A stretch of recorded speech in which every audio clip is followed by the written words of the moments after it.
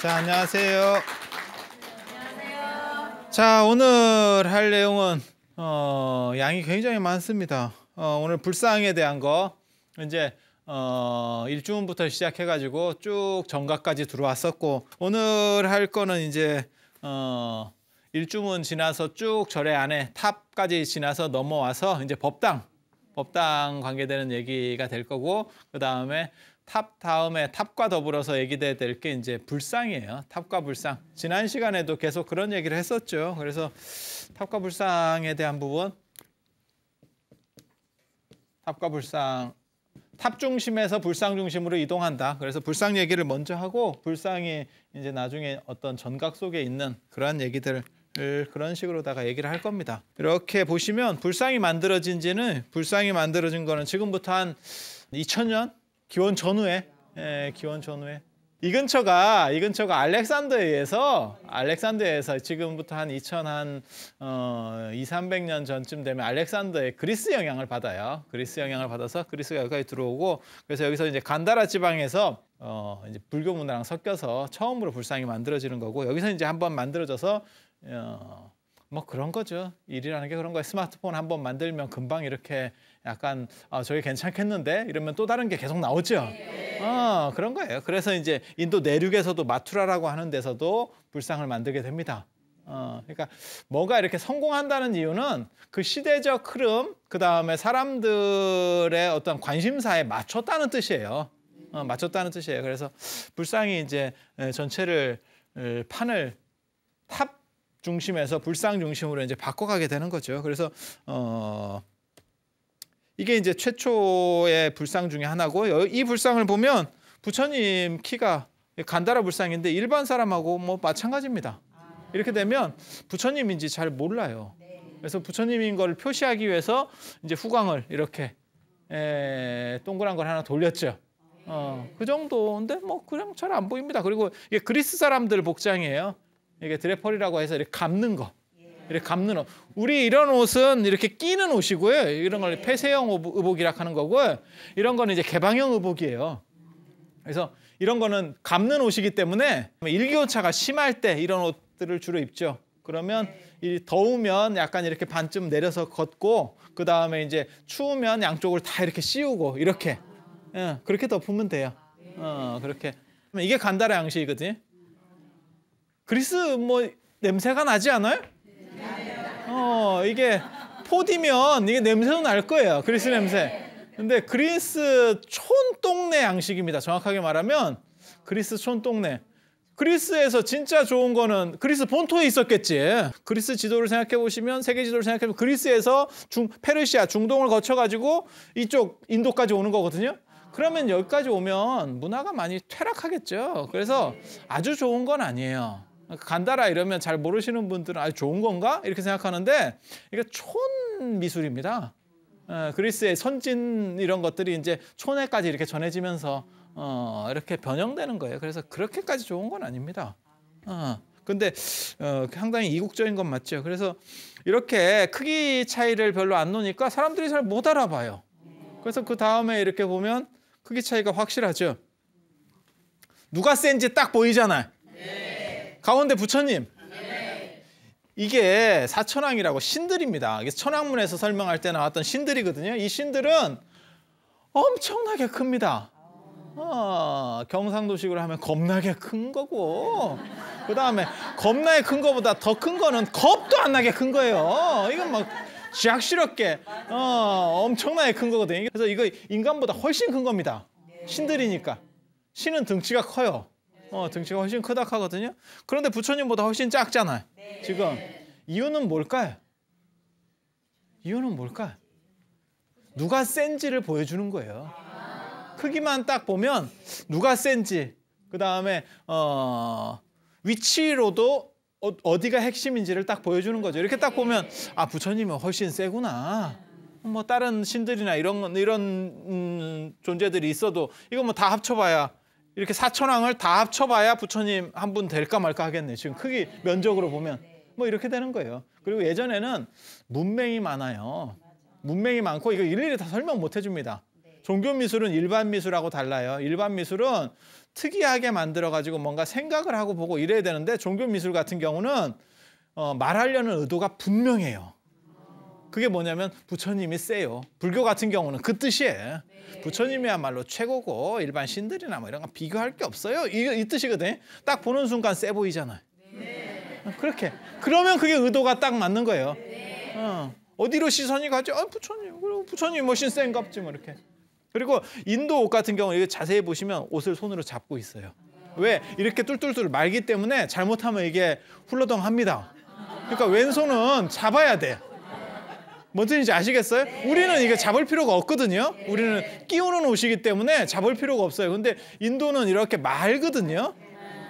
그리스 사람들도 그렇고 이렇게 말아요. 말면 한 손을 잡아야지 잘못하면 이게 뭐 일 납니다. 그래서 율장에 보면 바람 불 때 조심해라 이런 것도 있어요. 바람 불 때 이렇게 후루룩 하면 이게 속옷을 안 입거든요. 더운 지역은 속옷을 안 입습니다. 덥잖아. 40도, 50도, 55도까지 올라가거든요. 그리고 옛날에는 아주 옛날에는 천이라는 게 귀해요. 천은 고대로 올라갈수록 더 비싸지거든요. 일일이 하나씩 이렇게 짜니까 그러니까 안 입어도 될 정도면 안 입는 게 낫죠. 그러니까 지금하고는 다른 거예요. 그리고 추운 지역 사람들이 옷을 켜켜 입는 거지 더운 지역은 뭐 안 입으면 시원하고 좋지 뭐. 좀 허전할 수도 있는데 그건 입다가 안 입었을 때 허전한 거고 계속 노상 안 입으면 허전한지 몰라요. 그래서 나무 위에 올라가지 마라 뭐 이런 계율도 있어요. 그래서 이런 거 이제 부주의한 사람은 잡고 있다가 이게 놓치는 수도 있어요. 그러면 이게 또 이게 놓쳐도 그냥 확 흘러내리진 않아요. 근데 바람 같은 게 이제 불면 이제 이게 아다리가 맞으면 이게 민망해지는 거지. 그래서 부처님이 뭐라고 말씀하셨냐면 고리를 달아라. 가사에다가 고리를 달아서 이렇게 잘 묶도록 해라. 이런 얘기들이 율장에 나온다고요. 그래서 이 손 잡는 거는 아주 재밌어요. 이거 왼손을 딱 잡는 거. 요거 아주 재밌는 거거든요. 계속 보세요. 이 간다라 불상. 멋지죠? 그렇지 않아요? 이제 특징 중에 하나는 초기 광배에는 문양이 없다는 거 하나하고 그다음에 왼손은 계속 옷을 잡고 있는 거예요. 자세히 보시면 이렇게 한쪽 잡고 있는 거예요. 틀어주고 있는 거고 오른손을 이렇게 내미는 이게 장풍형 부처님이라고. 이게 인사 받아주는 겁니다. 그러니까는 신도들이나 이런 제자들이 와가지고 이렇게 인사를 하면 부처님이 이렇게 딱 하면 이게 받아주는 거예요. 이게 아마 아리안족 인사법일 거예요. 그래서 이게 나중에 히틀러한테도 가서 히틀러도 이렇게 하는 거거든요. 이게 어떤 아리안족 인사법하고 관계될 거예요. 그래서 지금도 저렇게 합니다. 인도 사람들. 윗사람이 밑에 사람한테 하면 그래 이렇게. 왼손은 절대 내밀지 않습니다. 왼손을 내밀지 않는 이유는 뭐냐면 오른손은 밥 먹는 손, 왼손은 인도는 이렇게 뒷일 처리를 해요. 그래서 이거 왼손을 내밀면 이게 굉장한 신뢰입니다. 오른손 왼손이 완전히 구분이 돼요. 우리는 뭐 그런 게 별로 없죠. 그다음에 걔네는 이렇게 손으로 먹으니까 이게 먹는 손하고 닦는 손하고 구분이 돼요. 그래서 이제 오른손 이게 장풍 부처님이 나오기 시작하는데 손이 깨져서 그러는데 그리고 이제 수염도 맨 처음에는 있다. 이 간다라 불상은 한 40대 중년 남성을 모델로 해요. 모델로 해요. 그렇게 수염도 있고. 근데 부처님은 수염이 없습니다. 깎았지. 없다는 뜻이 뭐 그런 뜻이 아니고 여기도 똑같지. 지금 왼손으로 옷을 잡고 자세히 보세요. 왼손을 그냥 내린 게 아니고 옷을 잡고 있어요. 그죠? 구도는 똑같죠?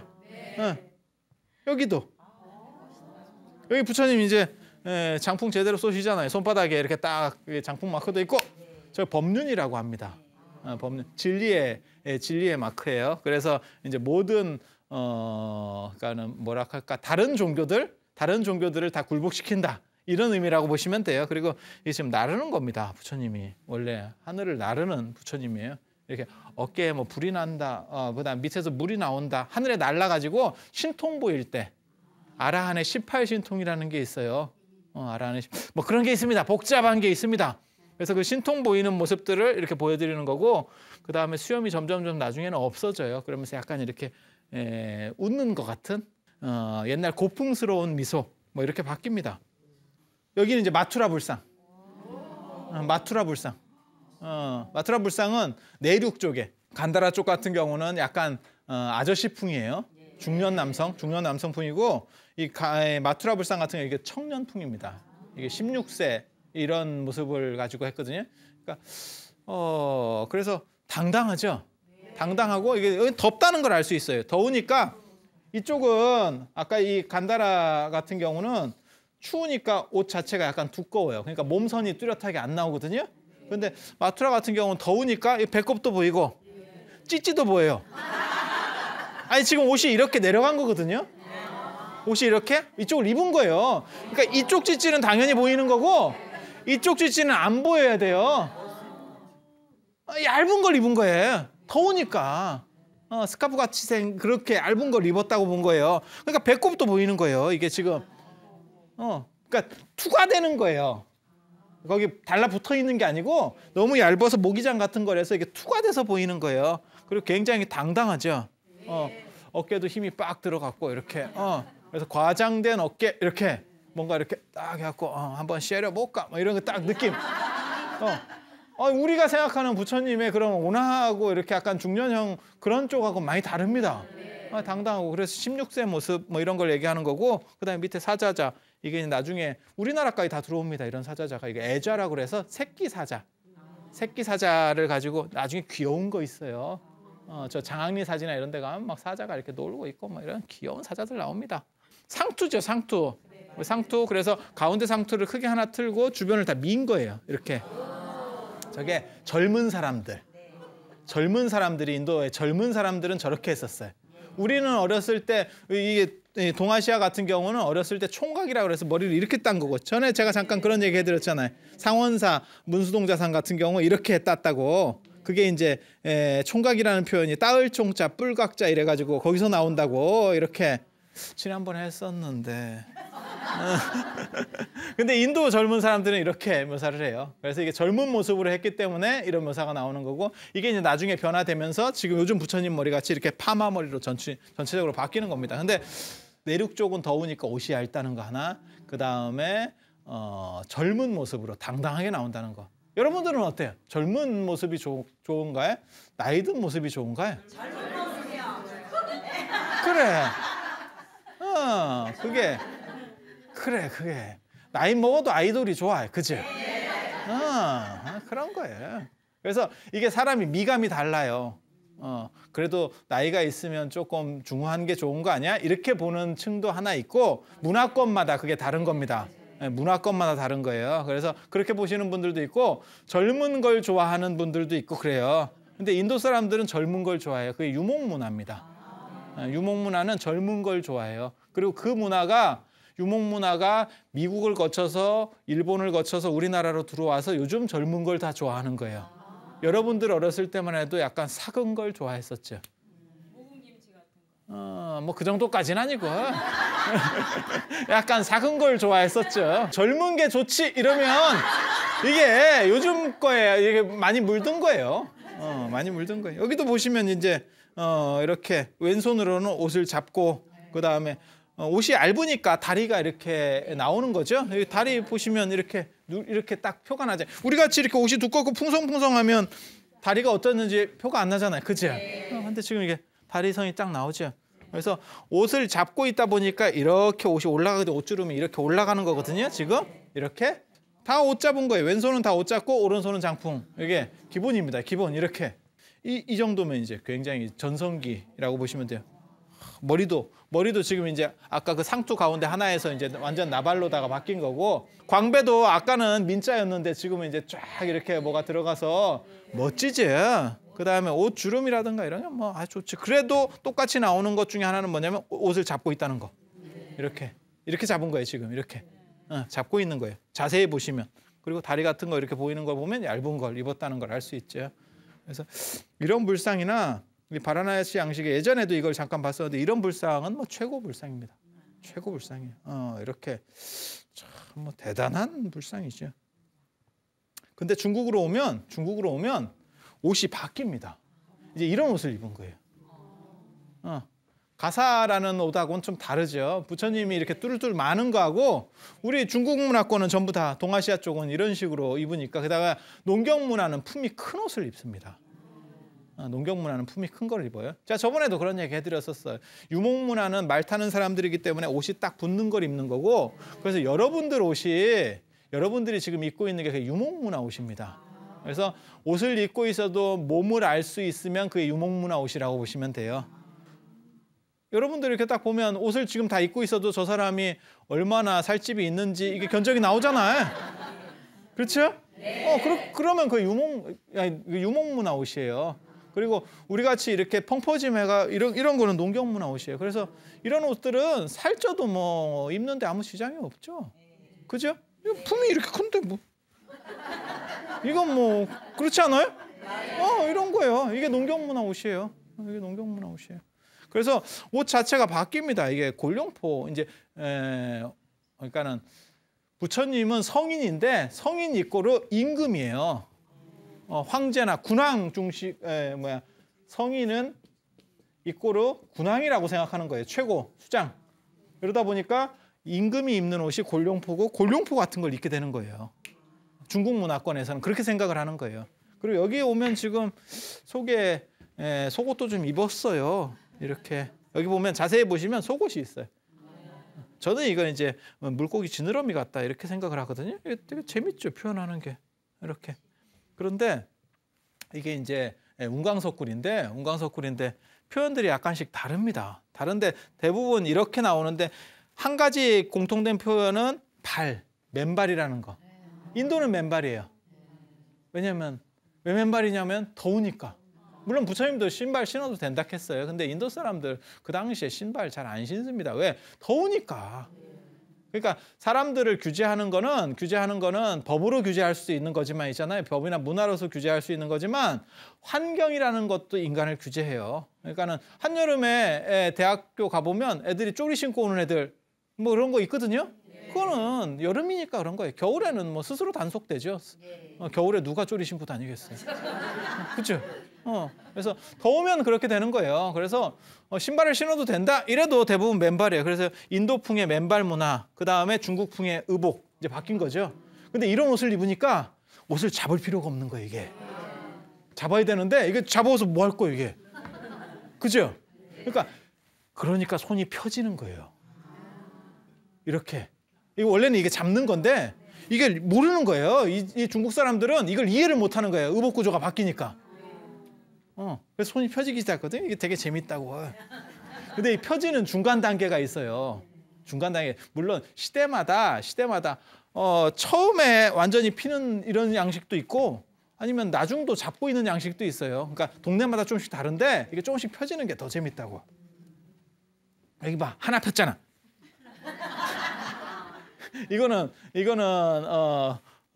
용문석굴 비냥중동이라 하는 데거든요. 근데 여기 보면 하나 폈지. 가위야 보재기 이렇게 이렇게 나오는 거예요. 되게 재밌다고. 여기 서산마의 삼존불이거든요. 그 뭐 백제의 미소 어쩌고 해가지고 그 동작하상 같은 여기는 지금 2개 폈잖아요. 그렇잖아 손이. 2개 폈잖아. 2개 폈잖아. 그러니까 원래는 이게 주먹이고 주먹에서 지금 그러니까 가위바위보가 다 나오는 거예요. 이거 보재기 주먹에서 시작해가지고 이렇게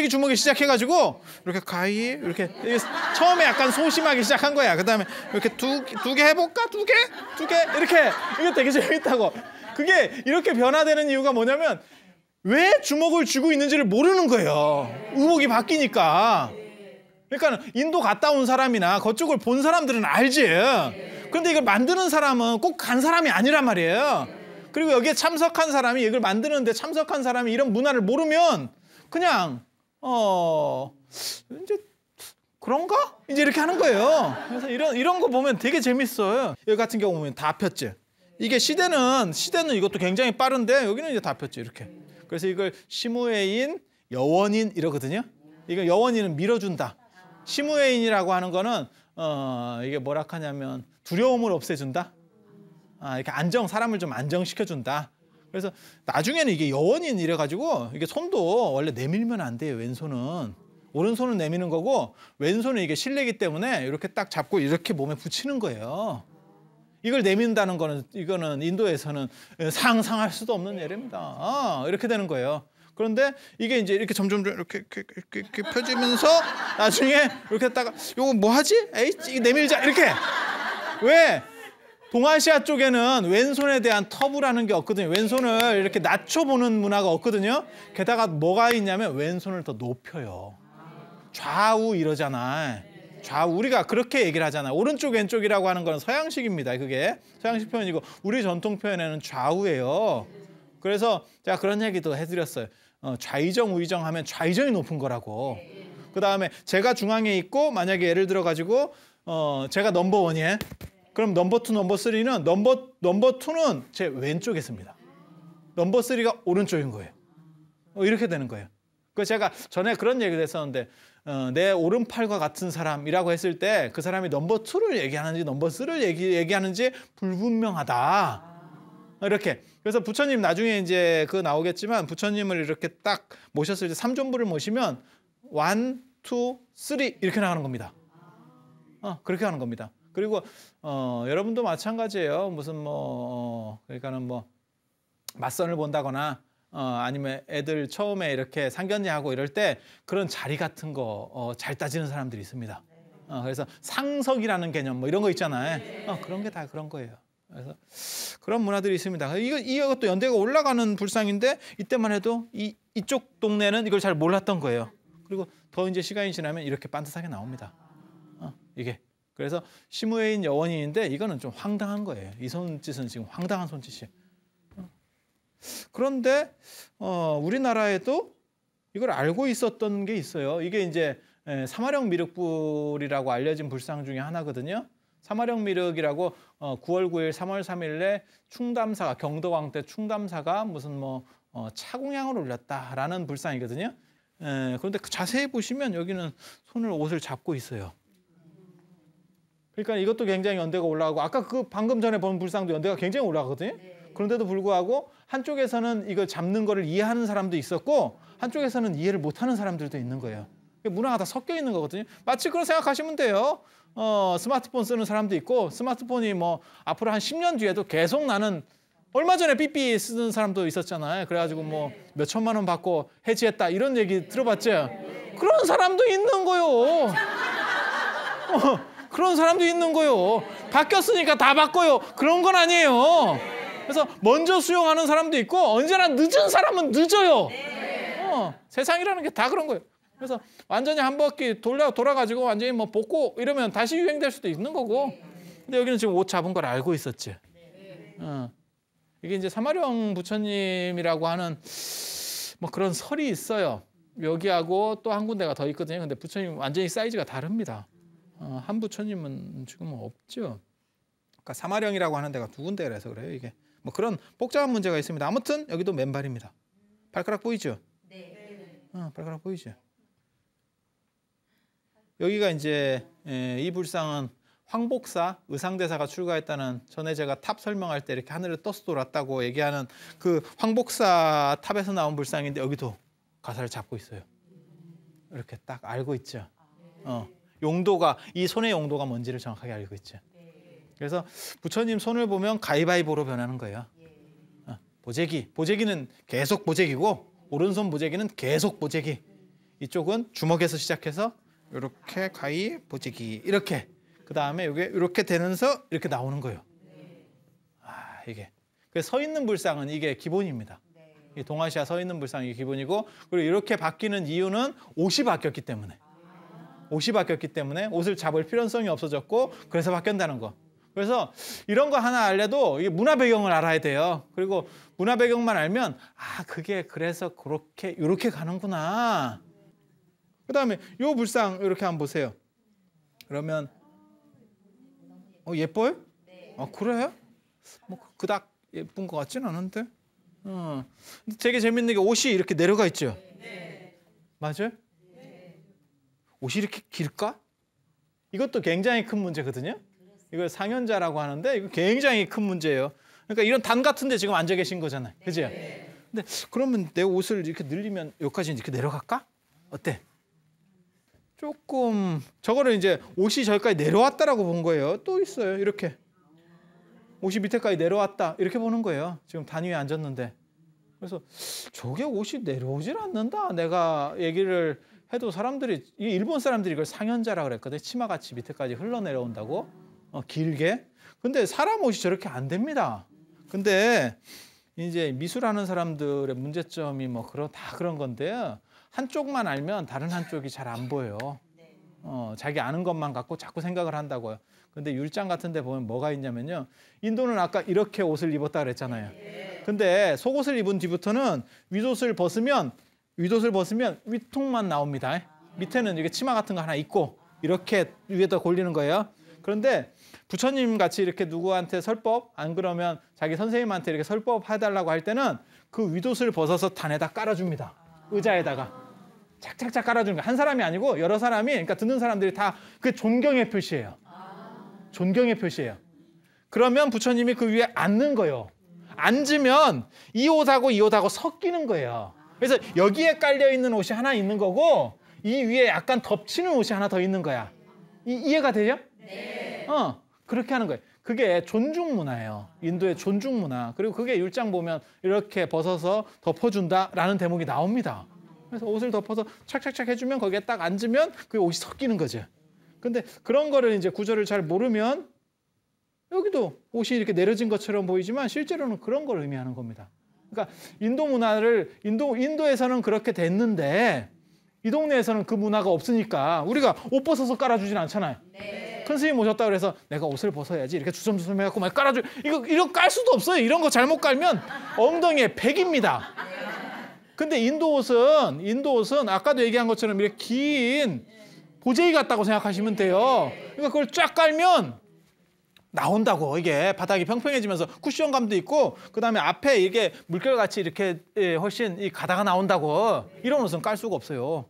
그래서 의복 구조가 또 바뀌니까 이걸 이해하지 못하는 거예요. 그러니까 이런 식 불상들이 나오는 거예요. 그러면서 어떻게 생각하냐면 이게 다 자기 옷이겠지. 이제 이렇게 생각하는 거예요. 그런데 사실은 거기에도 그런 차이들이 있습니다. 거기에도 그런 차이들이 있어요. 이것도 황복사 부처님, 그 황복사 탑에서 나온 불상이에요. 금이 좋긴 좋지. 그대로 나오지. 깨끗하지. 참 세상이 좋은 거예요. 그 다음에 이제 불상하면 기본적인 거 몇 가지 이제 가르쳐 드릴 거예요. 이게 비로자나 부처님이에요. 비로자나 부처님. 부처님 중에서 법신이라고 하는 거예요. 법신. 그러니까는 진리의 부처님, 최고의 부처님 이렇게. 진리 자체라고 보시면 돼요. 진리 자체, 진리의 부처님. 그래서 전체 부처님 중에서 대장 이렇게 보시면 돼요. 그래서 지금 어떻게 하고 있는지 손을 이렇게 보시면요. 손을 어떻게 하고 있는 이게 이렇게 하는 겁니다. 이렇게. 이게 중생을 부처님이 감싼다는 거예요. 이렇게. 인도 사람들은 오른손 중심이기 때문에 오른손으로 감싸는 거예요. 왼손을 이렇게 한번 해보세요. 이렇게 하면 이게 되게 재밌다고.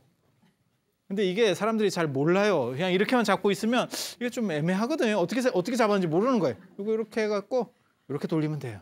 그런데 이게 재밌는 게 여기 손을 잘 안 대니까 여기도 지금 여기는 이렇게 잡았다기보다는 그냥 이렇게 줬다고 보면 돼요. 지금 잘 안 되니까 대충 하는 거예요. 지금 이해가 돼? 복잡하거든. 지금 손 처리하기가 철불인데 여기는 더 재밌어. 뭐가 재밌을까요? 한 손가락이 굉장히 긴 것도 있지만 자세히 보세요. 손이 바뀌었잖아. 좌우가 손이 바뀌었잖아. 이게 불국사에 모셔져 있는 지금 비로자에 모셔져 있는 비로자나 불상인데 손이 바뀌었죠. 왜 손이 바뀌냐면 아까도 얘기했잖아요. 중국 문화는 왼손을 높이고 인도는 오른손을 높이니까 이게 서로 문화권적 차이 때문에 손이 바뀌는 거예요. 원래는 이렇게 해야 되는데 이 손보다 오른손보다 왼손이 높잖아요. 중국에서는. 그러니까 이렇게 만들어 버리는 거예요. 이해가 돼요? 네. 그래서 두 문화가 충돌하고 있다는 걸 알 수 있어요. 그리고 여기는 손가락 이렇게 보면 되게 재밌는 게 이 손가락이 굉장히 긴 것 같다 이런 느낌이 확 들죠. 저게 될까? 이렇게 더 재밌는 것도 있어요. 이렇게 손만 모으고 있다라고 보시면 비로자나 부처님이라고 생각하시면 돼요. 우리가 만날 수 있는 부처님은 크게 세 부처님 생각하시면 돼요. 그래서 세 부처님만 딱 잘 알면 다른 거 필요 없어요. 비로자나 부처님, 그 다음에 아미타 부처님, 그 다음에 석가모니 부처님. 비로자나 부처님은 직권인이라고 하는 거고, 그 다음에 아미타 부처님은 나중에 이제 구품인이라고 하는데 그 중에서 중품 중생인.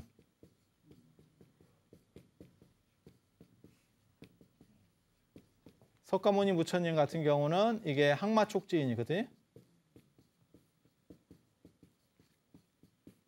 이게 아주 재밌다고. 그래서 직권인이라는 건 손을 말아주고 있다는 뜻이에요. 이렇게 손을 말아주고 있다는 뜻이고, 요 부처님은 저기 고창 선운사 부처님인데, 그래서 이렇게 생각하시면 돼요. 직권인은 가슴에 손을 모으고 이렇게 하늘 쪽으로 가슴에 손을 모으고 있다 이렇게 생각하시면 돼요. 손만 모으고 있으면 무조건 비로자나 부처님 이렇게 생각하시면 돼요. 그렇게 해서 지금 여기는 약간 응침 자세 이런 거에 이렇게 약간, 근데 되게 재밌는 게 손을 끝까지 잘 보세요. 야, 이거 기가 막히지. 손을 어떻게 이렇게 할까? 어떻게 이렇게 할까? 막 이게 불가능하죠. 그러니까 이런 표현들을 잘 이해를 못하니까 이제 점점 약간 이렇게 변형되는 거예요. 잘 모르니까 그냥 눈썰미로 봐가지고 그랬던 것 같아 이렇게 해서 만들다 보니까 이렇게 되는 거예요. 그래서 이게 굉장히 재밌다고. 놀랍지. 손가락을 어떻게 저렇게 묘사할 생각을 할까? 이렇게 되는 거지. 그 다음에 이게 아미타 부처님. 아미타 부처님은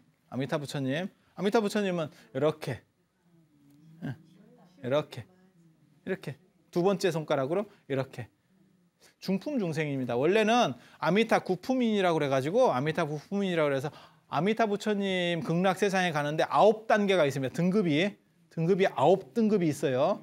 그렇게 해서 가는 데마다가 약간씩 틀립니다. 그래서 부처님이 이게 상품 상생인, 상품 중생인, 제일 좋은 거예요.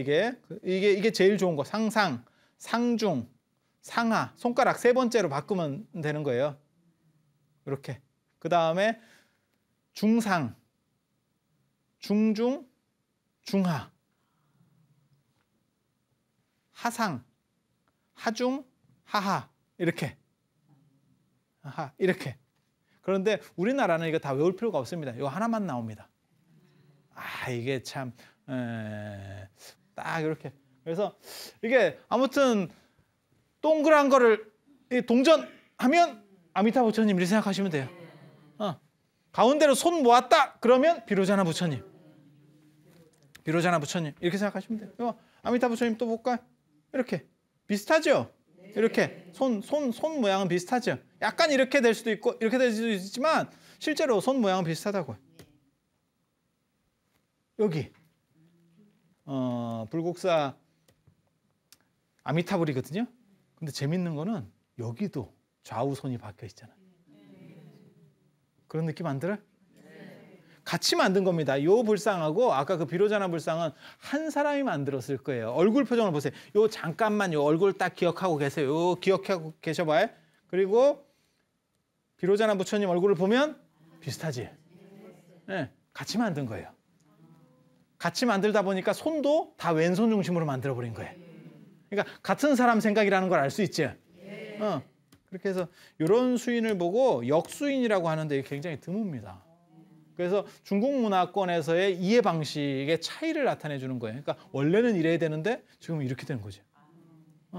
그래서 왼손을 높일 것이냐 오른손을 높일 것이냐 이러한 문제들. 그 다음에 이제 석가모니 부처님.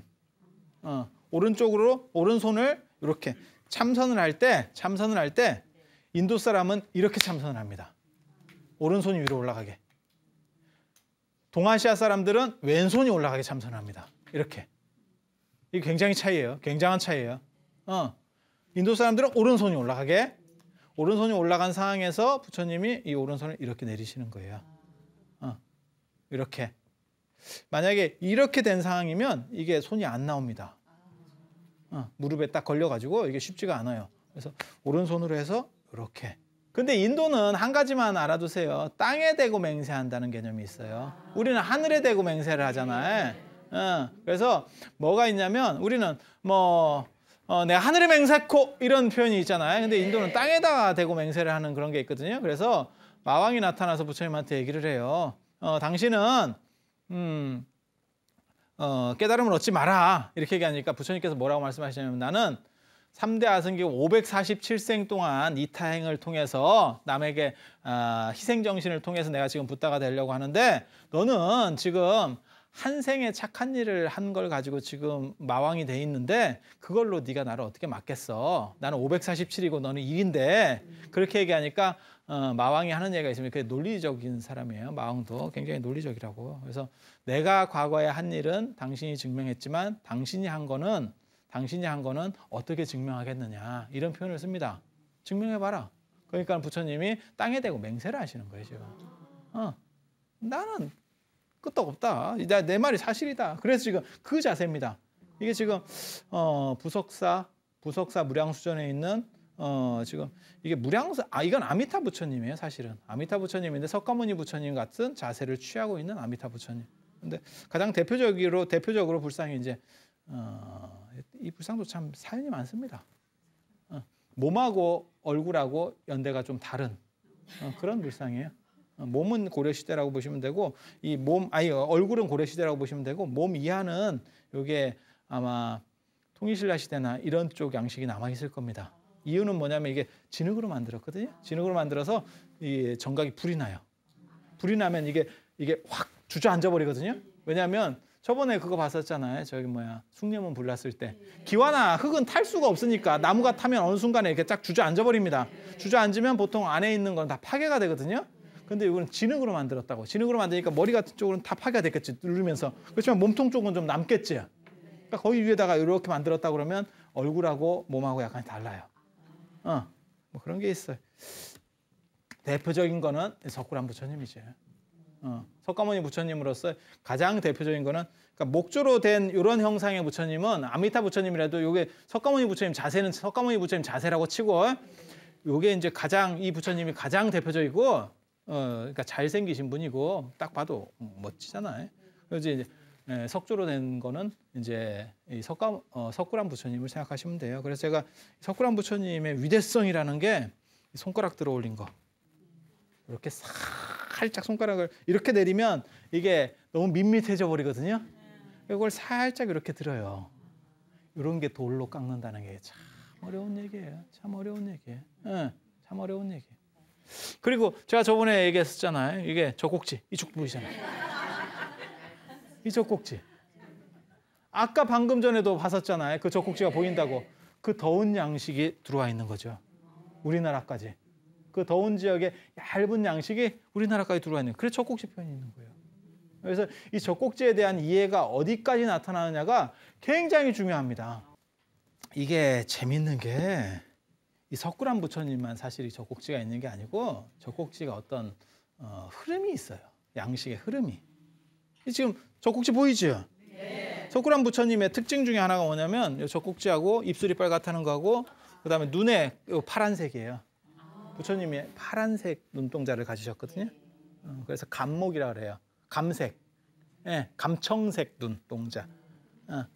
아리안족 백인이었기 때문에 푸른 눈동자 있잖아요. 그리고 입술을 빨갛고 입술 좀 빨갛죠. 뭐 그렇게 돼요. 그런데 이게 다른 철불에서도 이렇게 나온다고요. 이게 통일신라 말 고려초 이런데 지금 이게 철불 같으면 이 위에다가 회를 다 칠하거든요. 철은 이게 통일신라 시대 때나 고려초 때 이게 지방 정권에서 지방의 이제 군사 정권들에서 이제 만드는 게 철불인데 이게 몸이 거칩니다. 거치기 때문에 여기다 회칠을 다 해야 돼요. 회칠해서 개금하면 깔끔하게 나오거든요. 지금 이 상태로는 너무 좀 그렇죠. 근데 여기 보면 그 안에도 젖꼭지가 나온다고. 쇠로 주물로 만드는데 그리고 이거 회칠하면 이게 안 보여요. 이 젖꼭지가 그런데도 그 양식이 있었던 거지. 계속 내려오는 전통적인 양식이 있었던 거예요. 놀랍지 않아? 왜 놀랍냐면 옷 밖의 젖꼭지는 놀랍지가 않아요. 옷 안의 젖꼭지. 이게 아주 놀라운 거예요. 그리고 그게 나중에는 필요가 없어졌음에도 불구하고 그게 계속 내려오고 있어요. 왜? 이 위에다가 회칠을 해가지고 싹 이렇게 하얗게 문대가지고 그 위에다 개금을 해버리면 이게 안 보여. 이쪽 젖꼭지는 아예 없어진다고. 그런데도 주물해서 이걸 했다고. 주물해서 이걸 하려면 아무래도 손이 더 가거든. 이 국립중앙박물관에 있는데 이게 젖꼭지. 무슨 젖꼭지를 저렇게 좋아하나 이러지만 이 젖꼭지 하나가 인도의 더운 문화가 우리나라까지 들어온 거를 알 수 있는 거고, 그 다음에 또 한 가지가 뭐냐면 있잖아요. 한국 사람이 저걸 싫어했으면, 우리 조상들이 저런 걸 보고 외설스러워요, 뭐 너무 야해요, 뭐 이렇게 되면 이걸 금방 문화가 없어져 버린다고. 네. 그런데 우리나라 사람들의 심성 구조에는 섹시한 걸 좋아하는 구조가 있기 때문에 저게 계속 내려올 수 있다는 걸 얘기하는 거예요. 그게 우리나라 문화였었어요. 그러니까 지금 조선을 거치면서 남녀 차별이고 그다음에 뭐 남녀가 폐쇄적으로 남녀 칠세 부동석 뭐 이런 거 있잖아요. 그런 문화가 아니에요. 우리가 훨씬 더 개방적인 문화였었어요. 그래서 그러한 거를 이 유물로 알 수 있는 가장 대표적인 게 이런 젖꼭지라는 거예요. 사람들이 다 좋아한 거예요. 젖꼭지를 다 좋아한 거예요. 그러니까 불상 중에는 요 가사를 더 당겨가지고요, 이렇게 올리는, 조선시대 불상은 이렇게 올립니다. 젖꼭지 위로. 이쪽 젖꼭지만 덮는 게 아니고 이쪽 젖꼭지도 이렇게 덮어요. 어디 젖꼭지를 내는 거냐는 거지, 조선시대 인식에서는. 근데 이때만 하더라도 요거 까고 여기도 깐다고 지금. 그러면 거기에는 한국인의 정서적 미감이라는 게 내려오는 게 있다니까.